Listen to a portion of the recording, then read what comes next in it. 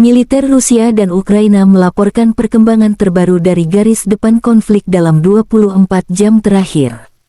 Terjadi kontak senjata di sejumlah wilayah tanggal 6 Juni. Di arah Krasny Liman, serangan yang diluncurkan penerbangan operasional taktis dan angkatan darat, serta artileri grup pasukan senter Rusia, mengakibatkan netralisasi unit AFU di dekat Kusmino, Republik Rakyat Lugansk, Torskoye, wilayah Republik Rakyat Donetsk. Kerugian musuh lebih dari 60 prajurit Ukraina, 2 kendaraan tempur lapis baja, 2 truk pickup, 1 sistem artileri self-propelled Gvozdika, serta howitzer Mesta B dan D-30, kata Igor Konasenkov, juru bicara Kementerian Pertahanan Federasi Rusia.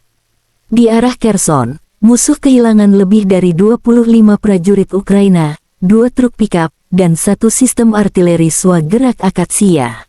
Letnan Jenderal Igor Konasenkov, juru bicara Kementerian Pertahanan Federasi Rusia, mengatakan secara total angkatan bersenjata Ukraina kehilangan 433 jet tempur, 236 helikopter, 4.486 kendaraan udara tak berawak, 424 sistem rudal pertahanan udara dan 9.431 tank serta kendaraan tempur lapis baja lainnya.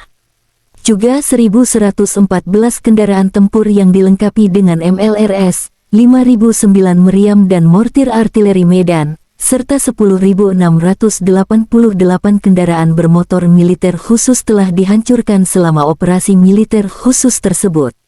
Sisi lain dari Kyiv, Angkatan Bersenjata Ukraina dalam pernyataan resmi tanggal 6 Juni mengatakan Rusia kehilangan 800 prajurit dalam satu hari, termasuk 12 tank, 20 kendaraan tempur lapis baja serta 36 unit artileri dan 23 drone. Presiden Ukraina Volodymyr Zelensky berterima kasih kepada semua mitra strategis yang membantu Ukraina. Zelensky mengumumkan kabar gembira militernya segera menerima bantuan jet tempur buatan Amerika Serikat F-16 dalam jumlah signifikan. Presiden Volodymyr Zelensky mengatakan selama konferensi pers bahwa Ukraina akan menerima sejumlah besar jet tempur F-16 berdasarkan diskusi dengan mitra Eropa.